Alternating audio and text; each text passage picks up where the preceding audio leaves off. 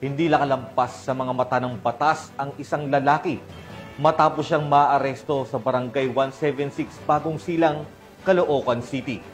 Dahil sa iligal na pag-iingat ng baril, ang report mula kay Police Corporal Abigail Rojas. Arestado ang isang 37 anyos na lalaki matapos mahulihan ng iligal na baril ng mga operatiba ng Caloocan City Police Station sa Barangay 176A, Bagong Silang, Caloocan City, dakong alas 12:50 ng madaling araw. Base sa tip mula sa isang concerned citizen, agad na responde ang mga tauhan ng Substation 12 ng Caloocan CPS. Nakita ng mga pulis ang hawakan ng baril na nakalitaw sa bewang ng suspect kaya agad itong inaresto. Nakumpiska mula sa kanya ang isang kalibre 38 na revolver na walang serial number at may lamang 2 bala. Nahaharap siya sa kasong paglabag sa Section 28 ng Republic Act 10591 o mas kilala bilang Comprehensive Firearms and Ammunition Regulation Act.